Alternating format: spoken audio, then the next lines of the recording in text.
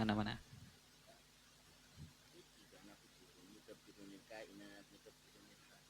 Ya.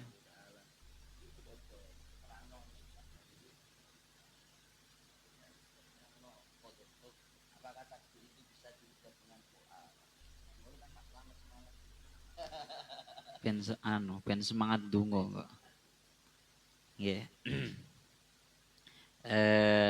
Kalau ngelanjutakan kedik mawon ngriki dilanjutakan kalian dawuh Al Habib Abdullah bin Alwi Al Haddad, beliau dawuh wa annahu ta'ala muridun lil kainat mudabbirun lil hadisat, bahwa sesungguhnya Allah Ta'ala itu maha menghendaki terhadap seluruh kainat, seluruh perkara yang terjadi.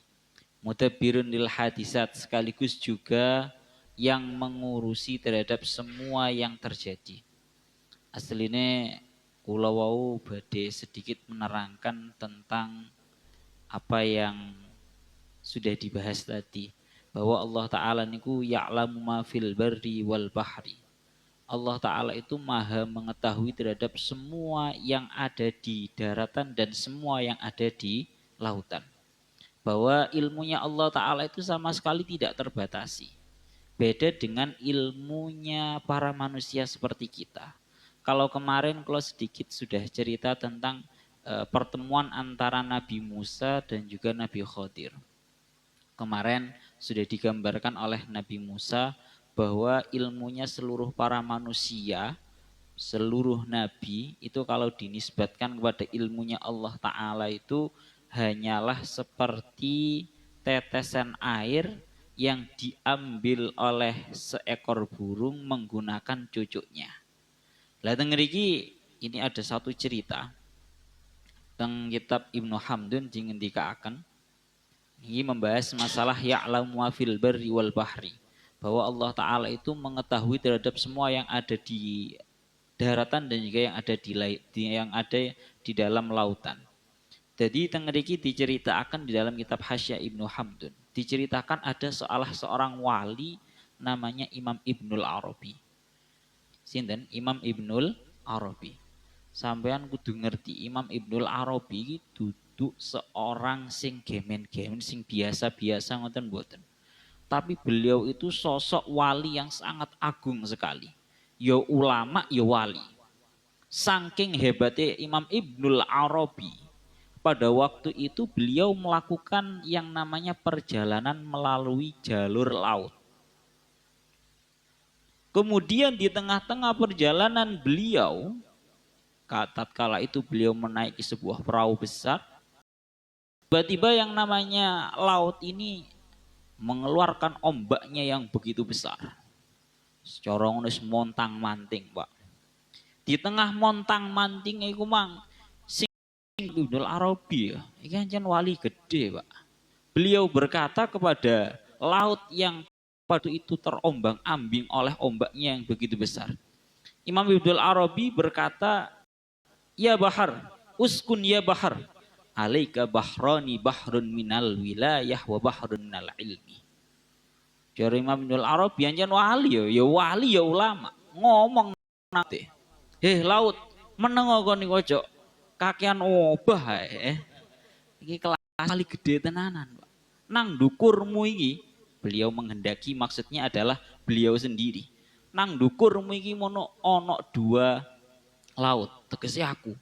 Aku ini merupakan dua laut, katanya Imam Ibnul Arabi. Aku ini merupakan dua laut. Bahrun minal ilmi wa bahrun minal wilayah. Aku adalah lautan ilmu juga lautannya wali. Sawangar jenenge Imam Ibnul Arabi. Diomongi koyok ngoten niku sing jenenge laut yang asalnya ombaknya begitu besar mengombang-ambingkan perahu beliau. Akhirnya tengeri ngendikaaken fasakana al bahru. Sing jenenge laut iku langsung dadi meneng. Langsung anteng diseneni Imam Ibnul Arabi. Lewat dhewe sing ngono sida kepoyo dhisik, Pak. Kalau Imam Ibnul Arabi dengan gagahnya beliau berkata seperti itu, uskun ya bahar, meneng kon aja kakean obah. Karena di atasmu itu ada dua laut, yakni lautan ilmu dan juga lautan wilayah. Dilanjutkan tengeriki ceritanya. Akhirnya Fahaja al-bahru tengeriki akhirnya dilanjutakan. Tiba-tiba setelah lautnya itu tadi menjadi tenang, tiba-tiba keluar satu ikan. Bahasanya tengeriki fa akhrajat dabatun ra'saha minal bahri. Muncul satu ikan yang kemudian berkata, satu hewan yang kemudian berkata, faqalat lahu, kemudian bertanya kepada Imam Ibnul Arabi yang mendeklarasikan dirinya sebagai bahrun minal ilmi wa bahrun minal wilayah. Seraya berkata, ma taqulu fi imra'atin musiha zawjuha ata'tadu iddatal wafati awit talaqi. Dengariki akhirnya Imam Ibnul Arabi itu ada satu hewan yang muncul dari laut kemudian bertanya kepada Imam Ibnul Arabi. Wah Imam Ibnul Arabi, cara bahasa kasarannya ngomong, kalau jenengan sudah berani mendeklarasikan diri bahwa engkau adalah lautan ilmu dan juga lautan wali, lautan kewalian, saya ingin bertanya kepada engkau. Kalau ada seorang manusia, dia sudah memiliki istri, kemudian manusia tersebut itu dikutuk. Napa dikutuk. Artinya dirubah karena sebuah kutukan akhirnya berubah menjadi wujudnya itu menjadi berubah. Apakah dia itu dihukumi iddah dari istrinya? Istrinya itu apakah dihukumi iddah seperti halnya iddahnya orang yang ditinggal mati? Ataukah dia itu istrinya melaksanakan iddah seperti halnya iddahnya orang yang tertalak? Artinya kan orang itu kalau sudah ini pembahasannya masuk ke ranah fikih. Ini takon nang Gus Wais ya mbuh-mbuhan ngerti apa ora. Tapi kalau ceritanya ini masyhur. Akhirnya apa? Imam Ibnul Arabi tidak tahu jawabannya. Kalau ada orang manusia, dia itu dikutuk akhirnya berubah wujud, itu akhirnya nggak tahu Imam Ibnul Arabi jawabannya apakah istrinya itu iddah seperti halnya iddah wafah ataukah iddah tolak. Akhirnya yang menjawab ada si ikannya atau hewannya itu tadi. Ikannya menjawab kalau seorang laki-laki itu dikutuk dengan berubah wujud menjadi perkara-perkara yang tidak memiliki nyawa, maka kalau seperti itu istrinya melaksanakan iddah seperti halnya orang wafat, orang mati. Katakan laki-lakinya itu dikutuk akhirnya berubah menjadi batu. Seperti itu dia menjadi iddah wafat, iddah mati. Kalau dia ditutup menjadi hewan atau perkara-perkara yang memiliki nyawa, maka dia itu seperti halnya iddatut tolak. Akhirnya mendengar jawabannya hewan yang bertanya, Imam Ibnul Arabi juga nggak tahu, akhirnya dijawab sendiri oleh hewan tersebut.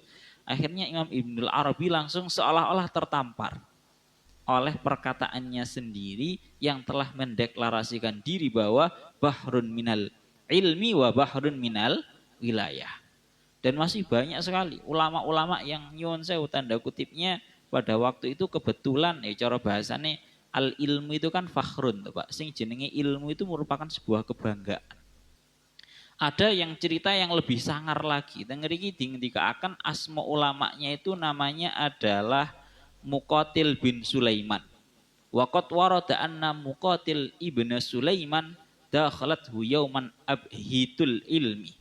Jadi ada seorang ulama namanya Muqatil bin Sulaiman, kebetulan beliau itu kemasukan, cara bahasa kemasukan fakhrnya ilmu atau sombongnya ilmu.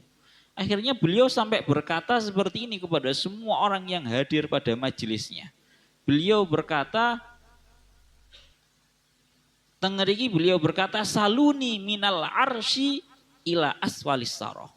Kon sing teko nang kene kabeh iki. Takonono nang aku. Takono nang aku minal arsy ila aswalis saroh. Wis takono sembuh warang ae. Mulai dukur langit sampai bumi sap nisor dewe. Sapi itu nisor dewe. Takono nang aku. Wis kurang sangar piye to, Pak ya. Iki lek gak wong alim tenanan ora iso iki. Lek gawang alim tenan ora iso. Akhirnya nopo? Akhirnya ada salah satu santrinya yang bertanya kepada beliau. Wa qala la as'aluka illa amman dzakarahullahu fi kitabi. Maka launu kalbi ashabil kahfi. Ditakoki mek satu pertanyaan tok. Ngapunten Yai badhe tanglet. Kula tanglet apa warnanya anjingnya Ashabul Kahfi. Mang wis gawah ya. Gawah gah takok mulai pucuk langit sampai pucuk bumi. Ditakoki warnane anjingnya Ashabul Kahfi apa? Beliau menjawab la adri. Falam yajid jawaban. Orang ngerti aku. Warnane anjingnya Ashabul Kahfi aku orang ngerti. Ini bukti bahwa bagaimana yang namanya seseorang itu sangat sama sekali tidak pantas untuk mendeklarasikan bahwa dia itu orang yang memiliki ilmu. Iki wong wis alim-alim loh, Pak. Iki duduk wali sing gemen-gemen loh. Yo ulama, yo wali kelas atas. Imam Ibnul Arabi itu orang wali yang hebat banget. Bon, itu satu pembahasan. Kemudian aslinya segitu aja mohon ya. Sebenarnya kalau juga ingin membahas mengenai masalah yang akan ini teng ngeriki di ngendikaaken sedidik-didik edang ya. Ini kersane Gus Faiz mangke selok didukani Gus. Didukani Ibu Nyai mawon. Pun ini kersane ditambahi Gus Faiz mawon.